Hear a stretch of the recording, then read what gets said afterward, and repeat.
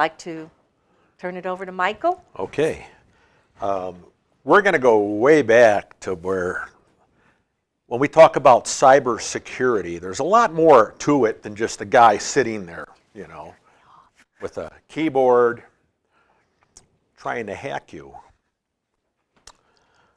A lot of it has to do with something. Are any of you familiar with the term social engineering? No? Wow. Yeah. Okay, we're going back to the 70s, the 80s. There was a character back in about 1990 when I was taking over the IT position at a company called JCH Wire and Cable, where I was for 27 years. Eventually, I wound up general manager of the business, and I'm also one of these ham radio operators, and I own a communications repeater on one of the hotels, and I'm talking to this guy on my radio that I met, a guy named Kevin, and he says, hey, let's meet for lunch, so we went to a Burger King, shook hands, sat down, had some lunch together, and then we started hanging out a little more and more. Then some other people I knew from Henderson, which were also ham radio operators, contacted me and says, do you know who you're hanging with? And I said, yeah, who? He says, that guy Kevin. You know who Kevin is, don't you? I said, no. He says, well, he's a notorious hacker. Well, he had been at my house using my computer. I still have a keyboard he's typed on, put away in a box as a memento, but he's showing me all this stuff, and I didn't know who he was, and I'm at work telling my boss, man, I just ran into this guy that would really probably fit the job better than me. I mean, this guy's fantastic. And so I was told to go out and buy a book called Cyberpunk. I don't know if it's probably still in print. I went to one of the big bookstores in town this is like 1990, I buy this book called Cyberpunk, and they told me to read the first half of the book. Well, the first half of the book is all about Kevin. This was put together by a young lady and a guy named John Markoff, which was a big reporter with the New York Times, that was a fan of Kevin's. And boy, did I learn a lot by reading that book. And it was very good reading. He started off in the old days where he was intrigued by the phone system. There was a thing they used to do back in the old days before computers called phone phreaking. Go into a phone and making free phone calls, doing all these things. I mean, even Steve Jobs and Woz and all these guys, they built these little boxes and sold them on campus at Berkeley to where you could do free phone calls by putting it up to the phone receiver and pressing some buttons. It was just basically passing a sequence of touch tones to the phone, which got you to a free trunk, and you could do whatever you wanted to do. Doesn't work anymore, but that's how it was back in those days. Kevin was real interested in Pac Bell's new phone system, which was called ESS, Electronic Switching System, which actually implemented in the early 70s. I'm very familiar with that. My father worked for AT&T and was in charge of that program on the West Coast. So, this is all catching my attention, reading what he's doing. And to try and figure out how the phone switch worked internally at Pac Bell, these guys would go dumpster diving at Pac Bell and take everything away they could out of the garbage can and take it and go back someplace else and look for things that were torn up, shredded, whatever. They were hoping to find manuals that got thrown out. And they did come across, after reconstructing one piece of paper that was torn up, a complete list of user logins and passwords. You know, so now they had something to start with. And through his social engineering skills, which are quite good, Kevin late at one night walked into a Pac Bell office, confronted the guard, said he was going to give a tour of the facility to some other employees in about 20 minutes. And his buddy showed up, and the guard just bought it.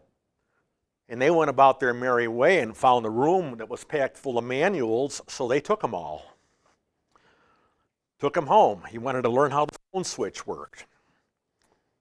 Eventually he got arrested for that because they figured out what they needed to do. They wanted to bring the manuals back actually and return them, but somebody that had heard what he did turned him in. So he did get arrested for that, but he learned how the phone switch worked, and he could do amazing things with the phone switch. He could redirect phone numbers. He could set up, he used to prank his people by taking their phone number, residential number, and switching the service to make it look like a payphone. So when the people at home picked up the phone, it said, please deposit 10 cents to complete your call. I mean, he would just do funny, crazy things. Now, one of the judges in his court case, he got real mad at. So he logged into the phone system and got into the billing computer, and the judge got a $30,000 bill that month for phone service, you know? And basically, when we talk about social engineering, it's someone's ability to call someone or walk into a building like he did and get by all the people, the gatekeepers. Kevin got arrested in 1995. If you Google his name, Kevin Mitnick, M-I-T-N-I-C-K, he did 5 years in the federal penitentiary. He was actually on the U.S. Marshal's list of most wanted hackers. He had exploited all kinds of stuff. Now, going back to the social engineering, he had a girl that was kind of working alongside of him. She was of age, and her job was to go into the military, the clubs, you know, the bars, and find the highest ranking officer in the place and go home with him that night. Get him drunk, then rifle through his wallet and write down everything that was written down on anything in his wallet. And through that, they've gotten usernames and passwords for military systems. Now, he was able to log into these systems and get down to the OS and write a program that would capture everybody's login and password to a file. So he'd go in there every day looking and seeing, well, who logged in today? And he'd try all these logins until he found one that had really big administrator rights. Then he had full reign of the system. He's hacked the NSA. Just what he does, you know. It was for fun, more or less. He got into their phone system and was able to listen to phone calls that were taking place in real time. Motorola, he pulled a big one on them and got the source code for one of their cell phones. And again, he did this through social engineering. He called around to several people wanting to know who was responsible, who was the team leader for the group that wrote the source code for a specific Motorola telephone. And when he, after half a dozen calls, he was directed to a young lady, and now she was on vacation and left a message, if you need anything, call this other girl over here. So he calls the other girl up, and says he learned through his other phone calls that they had a location in Arlington Heights, Illinois. He was calling Schaumburg. He calls up the girl and says, hey, this is Bob over in Arlington Heights. When Jenny was, did Jenny go on vacation this week? Because she was supposed to send me the source code. Let me kill this. Should have turned this off earlier. There we go. He says, Jenny was supposed to send me the source code for this specific telephone. We have some things we need to figure out. And she bought it. And she sent him the source code for the phone. This is all social engineering. He's posing as somebody else. And a lot of this happens with what you're talking about, with these people that are posing as whether they're buyers or agents. This is all called social engineering. Social engineering is a big thing. Kevin did his 5 years and first couple years in solitary confinement, and they had the judge, the lawyers for the state, or for the country, for the United States, had the judge so buffaloed during some of his hearings. His initial bail hearing, and the judge bought it. It was ridiculous. The prosecutor said, we can't have this man on the street. He's a security risk to the whole country, and we fear that he could pick up the phone and call NORAD and whistle, as in data, you know, like a modem. He could whistle up and launch the missiles, and the judge bought it. And they put him in solitary confinement. Now, after his 5 years, he got out of there. And for 7 years, he couldn't even talk about any of this. That was part of the deal. Subsequently, there's been a movie out there. It's called Takedown. And it's basically on how they captured him. It was a guy out of San Diego, Oriental gentleman that worked at the supercomputer. Kevin had hacked him, and this guy made it his career to help the FBI and the U.S. Marshals find Kevin. And when they got him, he was in Raleigh, North Carolina. Today, Kevin's an IT security specialist. He works for big companies, big companies, and he hacks legally at this point, trying to show them all the security risks in their systems. He's all over the internet. You can find videos on him talking about what he's done over a period of time. Now, another thing just to touch on, you guys deal with a lot of people in what you do out there if you're selling houses, probably a lot of older people too, you know. And I had a personal experience take place with my mom back in Illinois when she was alive. And this, again, is social engineering. Someone knocks at the front door. They say they're with the county and they need to come in and test the water. So he brings her in the kitchen out of view of the front door, and she didn't close it. So his accomplice walks in the house now and starts rifling through the bedroom, going through the drawers, the closet, looking for things. And luckily, he didn't really find anything. She didn't notice him until he was coming up from the basement after he went down there. And she thought nothing of this, really. It was when I was told about it, I went, what do you mean? I called the sheriff's department because I have friends on the Lake County Sheriff's Department back there in Illinois. And I told Bob, I says, Bob, someone's got to go over there and talk to them about what to do and what not to do, and don't let people in the house. But it's crazy out there. Now, I don't know what you all use for passwords, but you really need to keep them fairly strong. There's too many people out there using password or password 123 or something crazy. Don't use any words. Words are bad. For years, there's been software out there for the hackers that will sit there and over try to get into something using everything in the alphabet, the numbers after. I mean, they'll sit there and try to hammer something forever until they crack the password. Keep your passwords very strong, especially with your banking, anything with your phone, anything you're doing with your passwords, keep them complex. Yes? Michael, I know a lot of realtors who, just to be expedient, they have one password. For everything. Because there's so much software we have to get in and out. Yeah. It's all on your iPhone, your iPad, whatever. They got one password. What do you recommend, and how often should we be changing up our passwords?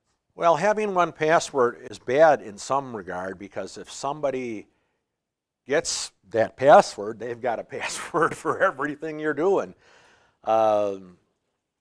Ideally, you should have a different password for everything. Now, I don't always follow that rule, but you guys are more exposed, I think, than what I do on with some of my stuff. I would say keeping the password very strong and changing them every month or two. You know, find a way. There's actually programs you can get, password managers and things that you can put these in, and they'll keep track of those for you. How many? Yes. Can you give me an example of what you consider a strong password, because you just described not to use words? Yeah. Give me an example of a strong password. Well, if you were, you need to make up something. You need just a string of characters, uppercase, lowercase in there would be ideal. Exclamation points, @ sign, some kind of character somewhere in there. You know, that's what you really want to do. I was lazy at one point in time, and too many people know this. For a while at work, was taking the word password and going P, and the A was an @ sign, and the SS and the W and the O was a 0, RD1. Not good, because too many people out there that are hacking know that routine where you're looking at something and you start changing the E to a 3, you know. No, stay away from all that. Make it discreet, something really weird. Yes? It sounds like you're saying stay away from language words. Yes. And not just English. Like if you're multilingual, don't put it in other languages either, because that's a piece of cake. It's kind of like those TV shows with Vanna White where you kind of guess what the word is. Mm-hmm. Fill it in with the vowels. So what do you suggest? Should we start thinking like the Morse code, or like some of the wind talkers? Like what should we put on our brains here? Just keep it something that doesn't mean anything. That's, yes. What about the length? I mean, we talking minimum 4 characters? I would go 6 to 8 minimum. Yeah, matter of fact, a lot of sites right now, banking sites and places, they won't let you do anything less than 6 or sometimes 8. But keep special characters in the passwords too. Now, how many of you have a Wi-Fi router at home? All right. You need to keep, well, first of all, you've got, in a current router, you have 3 things that can be passworded. And I find a lot of people that set up their routers don't know exactly what to do. And sometimes they don't password the main router itself. A lot of times, like with a Netgear router, which I've used a lot of, the wireless side of it tend to already have really weird passwords on it. And I have mixed emotions whether you should keep those or change those. It depends upon your situation. I get called sometimes to places to, person tells me they can't remember their passwords for their router. Well, if they've altered them from the ones that came in it Sometimes I've got to reset the entire router and start all over from scratch, programming it and passwording everything in it. If you leave it alone and you turn the router over, on the bottom of the router, they've got a little label that shows you the passwords. How many of you have seen this? Okay. Now, the problem with that, in my opinion, is, going back to social engineering, do you have a cleaning lady? Wonder if somebody approached the cleaning lady and said, I'll give you $100 for every password for someone's wireless you give me, that of your clients. You see where that's going? So I really have mixed emotions about keeping them. If your house isn't, if you don't have anybody else coming in your house ever, and you're the only one ever there, then I'd say, yeah, it's all right, you know. But now if you have people that are not within your specific family coming in and out of the place, it takes 2 seconds to turn that router over and write down the passwords. Then where are you? Oh yeah, put a phone, boom, anything. So that's something to really think about. You have to evaluate your situation totally. Yes. I had someone make a suggestion to me one time when I started doing it. Above my computer, I have a press pin board, and I take little Post-its because the glue doesn't stick. You got to stick a pin in it. But they said when you have privileged numbers, disguise them as people's phone numbers. Mm-hmm. So I put an area code in front of it, and I put the number sequence. You got all these little Post-its. If you look over my thing, people come in sometimes my home office. I had a client last night who wanted to sign a deal, and she's in the bathroom, which is across from my office, and she stuck her head in. He's like, what the heck is that? But those are different passcodes to get in, but they're all disguised as phone numbers. Same thing with my PIN number for the ML, for the Sentry Box access. It's written on the back of my business card, disguised as a phone number. So that's an idea. What I've done for years, and I know you shouldn't do it, but it saves me, like we have to call GoDaddy, you know what I mean? I have an Excel spreadsheet and I keep it in Dropbox. Okay. I mean, Well, if that gets hacked somehow, then but keep they stole my phone and keep they've the never taken it. Dropbox password very discreet, so nobody's going to figure it There's out. so many passwords. Now I've got an application here on my tablet. I'm going to walk around. This is a Wi-Fi analyzer. It's showing me all the Wi-Fis that I'm in the vicinity of, in their signal strength, in their name. Any of you can get this app on the internet, it's free. Well, the app will show you all of them too. Which Wi-Fi do you want? Well, yeah, in your computer, but I'm talking about I walked around my neighborhood last night. Each one of those little arcs there is a Wi-Fi.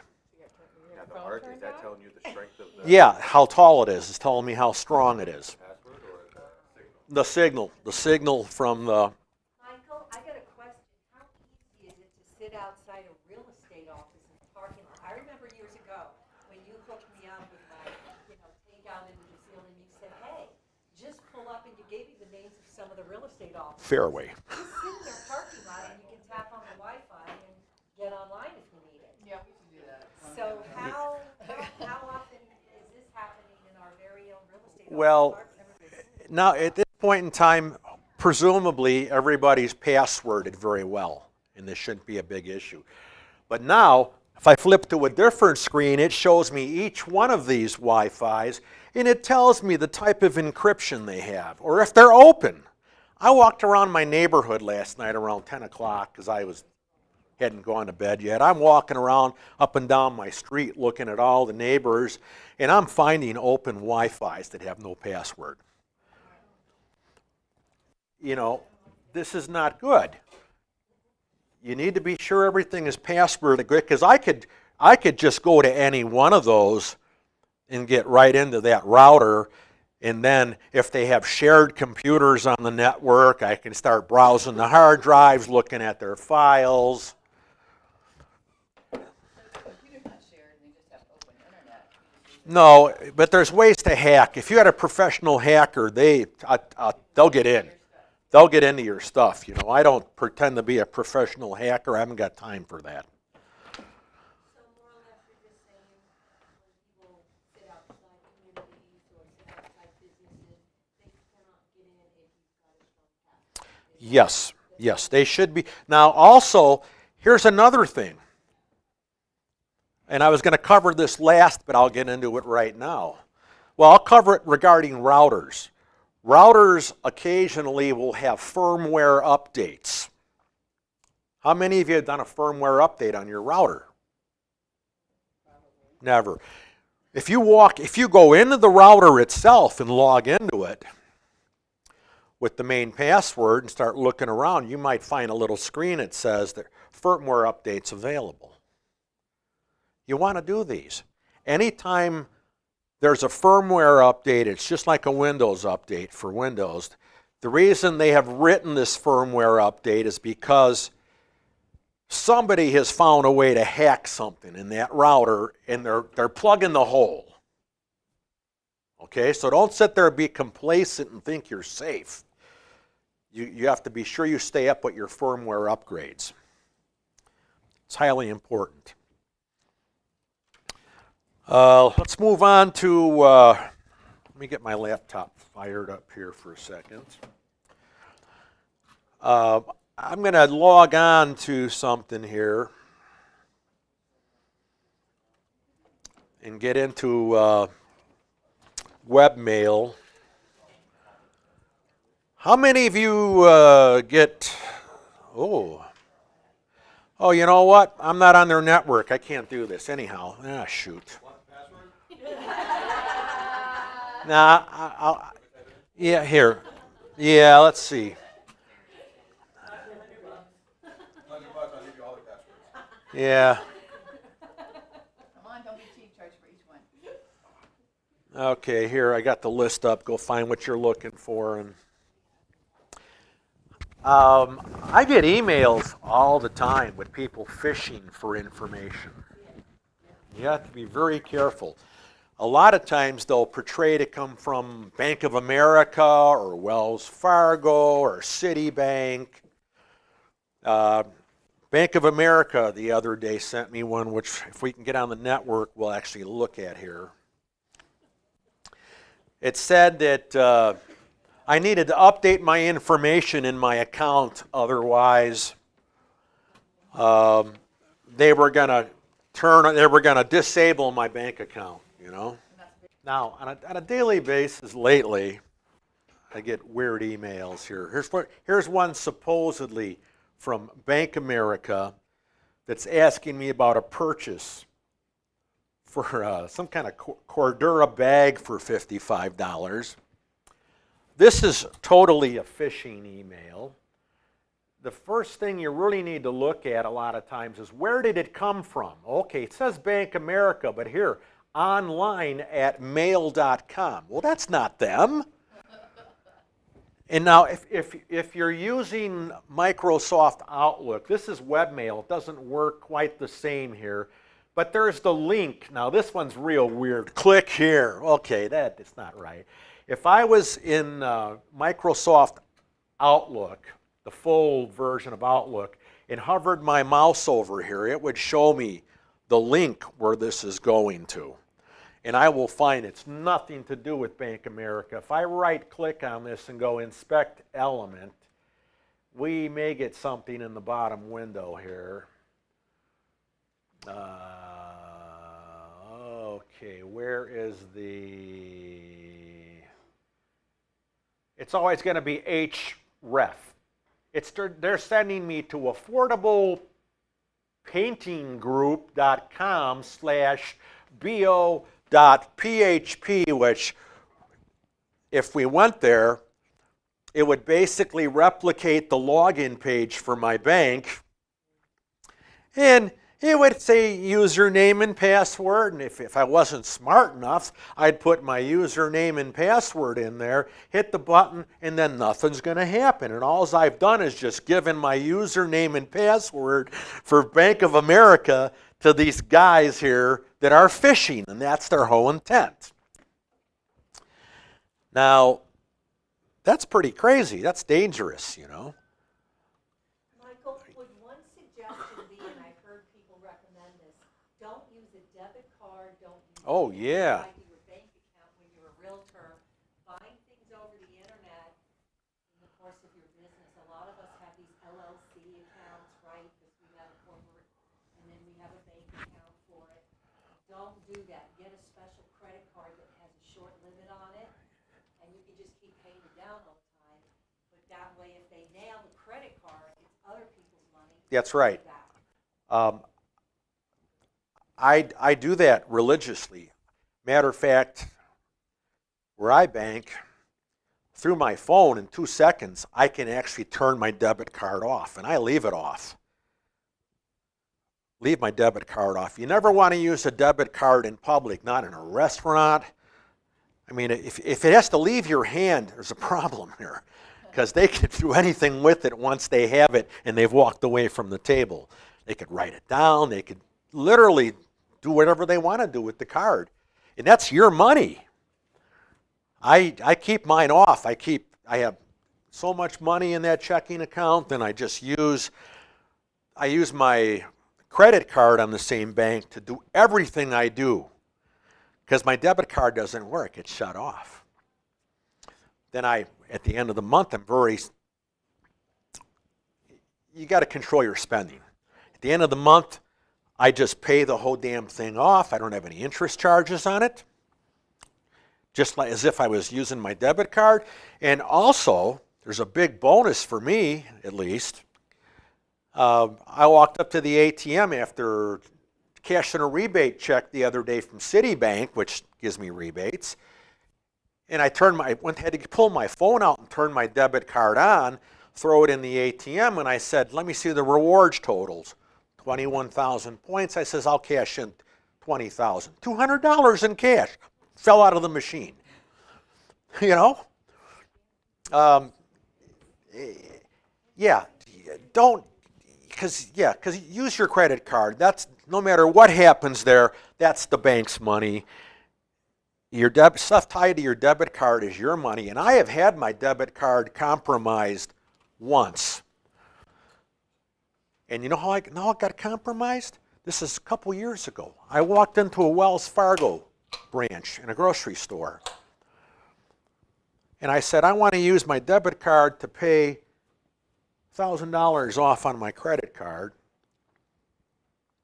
Wells Fargo had a problem. They had been hacked. By the time I had gotten home from the bank, there was 3 transactions in LA on my debit card. Just like that, boom. And according to the bank, they physically made a card over in LA.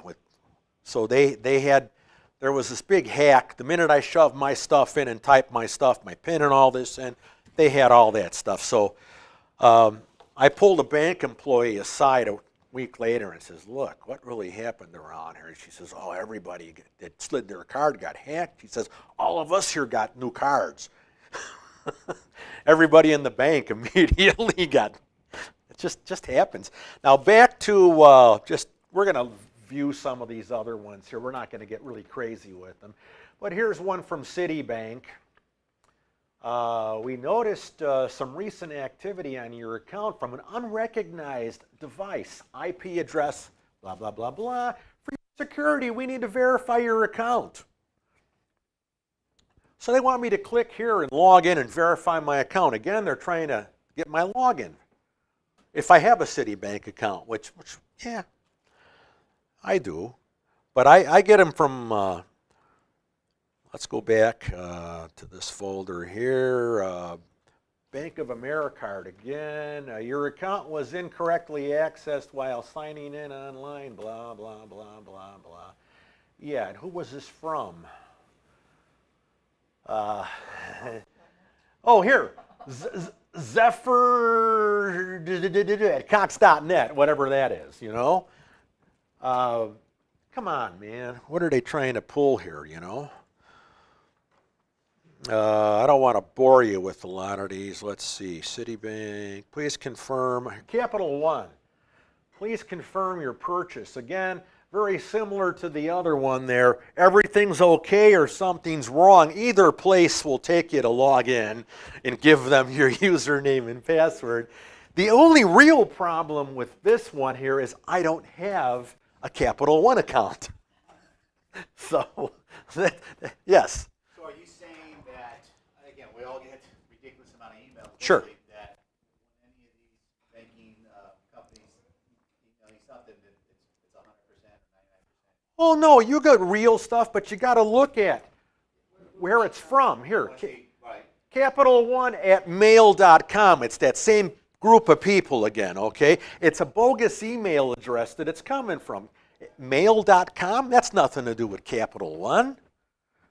You can always, too, if you get something like that and you're not sure, you can pull your credit card out and call the customer service. Yes. Back the credit card and ask them, and they'll be able to tell you if they sent you an email. Yeah, I never open, it's dangerous.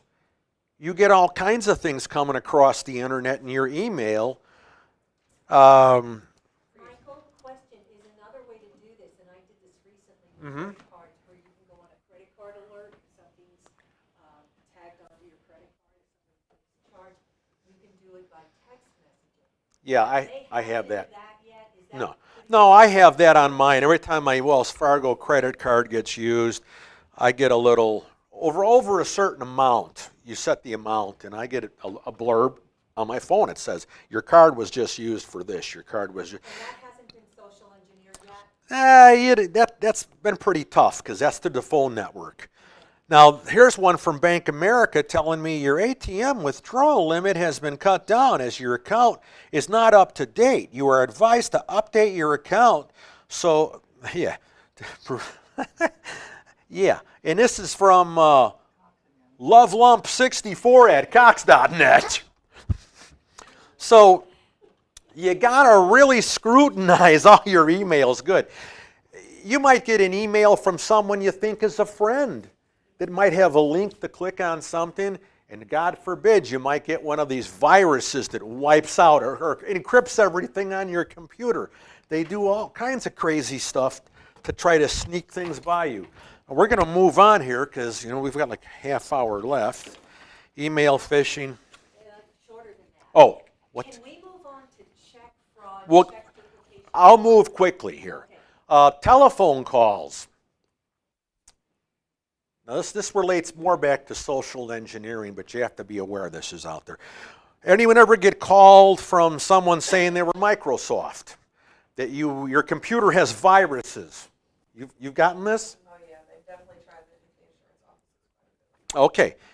They have what's called an event viewer scam. They used to do this a lot. They've changed it recently. The event viewer scam is they get you on the phone, tell you have problems with your computer, it's going to quit working, and then they get you down into the Windows event viewer. It's a log file, and they show you all these errors, which every computer in this, all your computers are going to have errors in the event viewer.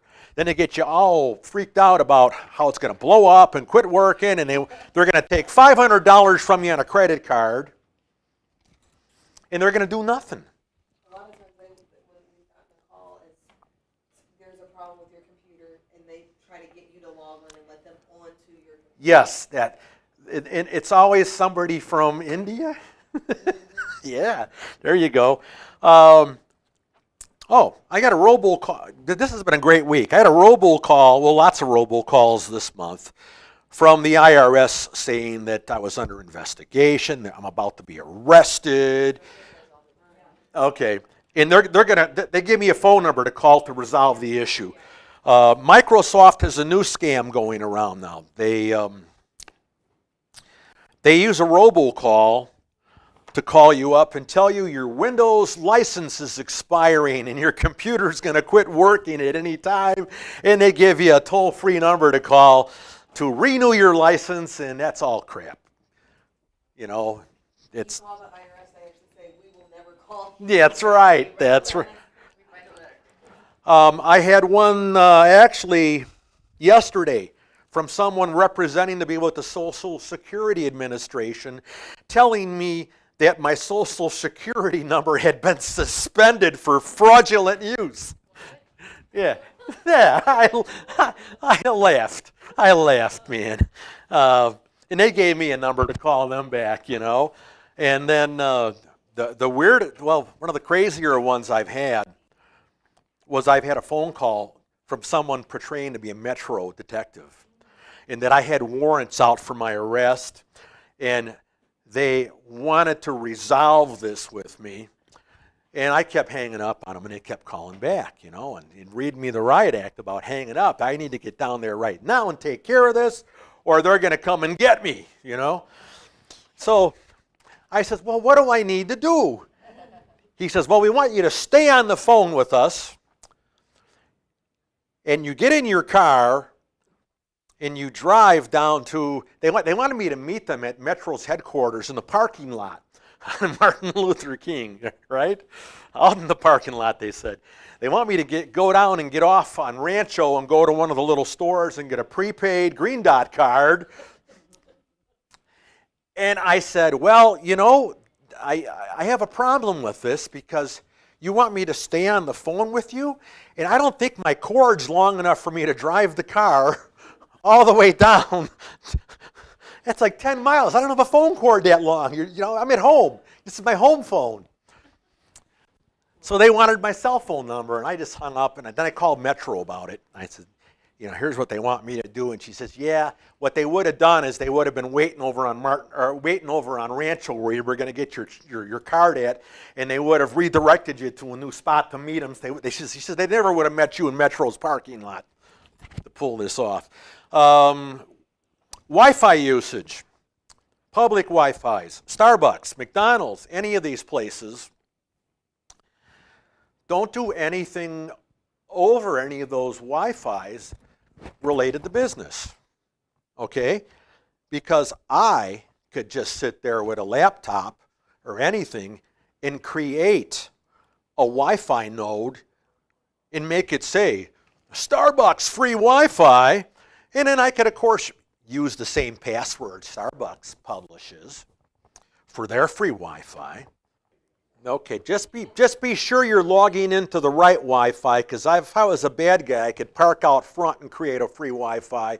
And you just got to pick the right one. Pick the secured one. And this is a real problem.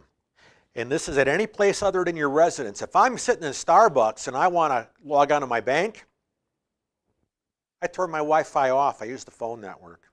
I don't want any part of using a public Wi-Fi. Social websites, we already talked about keeping passwords strong. Dating websites, never send anybody any money. I've seen more women get taken by these guys over in Africa. It's hysterical, some of the people I've talked to that have sent money. Western Union. Facebook. This is another one to be real concerned with, because somebody, and I see it all the time in my friends list, you know, I'll get a friend request from someone I'm already a friend with. They'll be very careful about those, because you've got lots of people out there that will create a user profile. They'll go through your friends list, and they'll click on a friend, and they'll figure out who your trusted friends are, the ones you're communicating with. Then they'll clone one of them out there. Then they'll go up there and right-click and save the pictures to their heart. Let's make the page look like theirs. They'll put their picture up on it. You'll get a friend request, and you go, oh yeah, sure, and you'll click on it, and you'll friend them, and pretty soon they start private messaging you, and all of a sudden you're getting weird messages that, hey, did you see this thing here over here? I invested here and I made all this money. You should try this too, you know, type stuff. You got to be careful with Facebook. I almost weekly I see friend requests from people I'm already friends with, and they're all bogus second fraudulent accounts being set up. I'm going to make this quick here. Credit card skimmers. Oh, yeah. Gas stations, anywhere. Anywhere you can slip your card in, pretty much, you need to be aware of. You've all heard about credit card skimmers, right?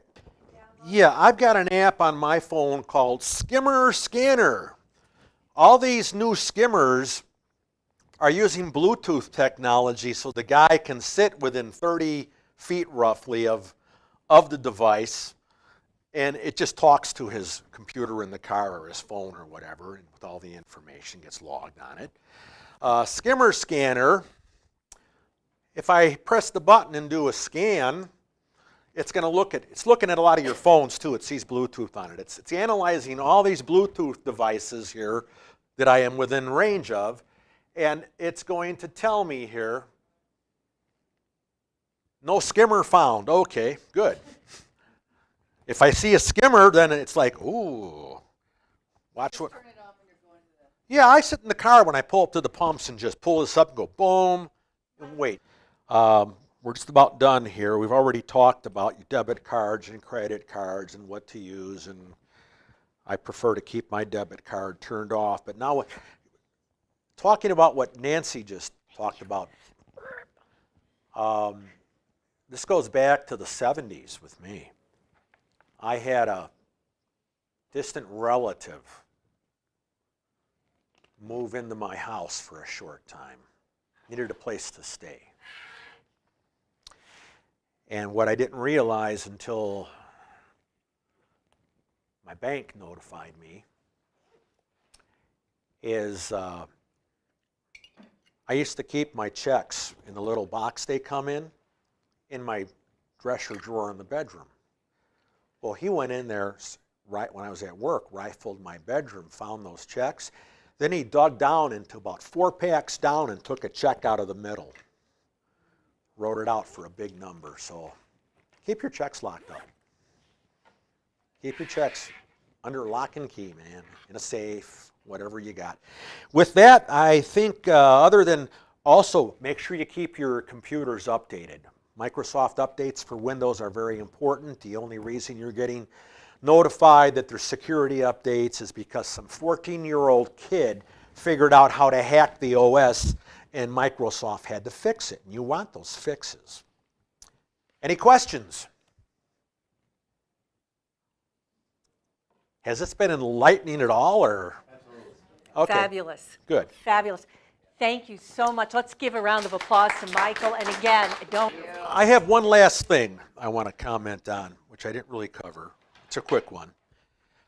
Those of you selling properties have other people involved in the deals. Let's say a guy's got to do an appraisal, right? Right. Be sure, if I was a cyber crook and I wanted that Wi-Fi password, I'd come in and, again, social engineering wise, I'd come in, knock on the door saying I'm the appraiser. Or if she says the appraiser's already been here, well, I'm here to look at some things because we feel we might have made an error on your appraisal. Your property may be worth more than it really is. We need to check a few things. If this guy gets entrance to the house, flips that router over on all these new routers, okay, you got to really think. Anybody that knows the deal's going down can show up at this house and represent that they're part of the deal in some way, shape, or form. And you'd be surprised how naive people are. We'll let people in their house. I have a question too. Like,